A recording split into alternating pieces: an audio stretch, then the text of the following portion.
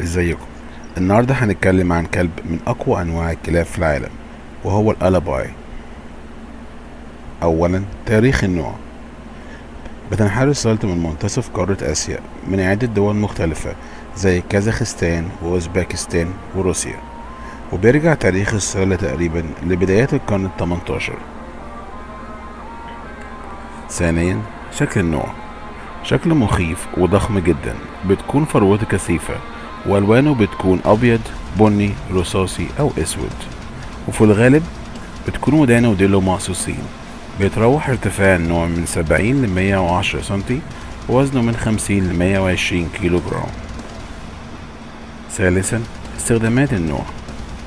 كان وما زال بيستخدم كلب راعي وحراسة في المناطق الجبلية النائية، وبيحمي قطيع الأغنام والماعز ضد هجوم الذئاب البرية أو أي شخص دخيل.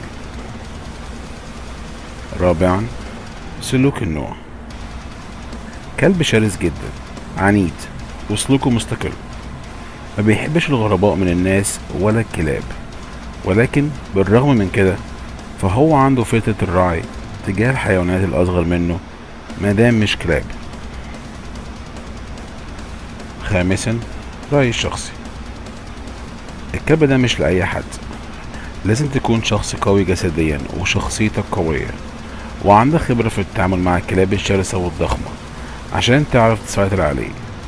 محتاج تدريب كتير جدا في مرحلة الجراوي عشان سلوكه يبقى تمام لما يكبر. ولو عندك كلاب تانية يستحسن ان تجيبه وهو جرو صغير عشان يتعود عليهم لما يكبر. شكرا للمشاهدة. لو عجبكم الفيديو متنسوش تعملوا لايك وسبسكرايب. سلام.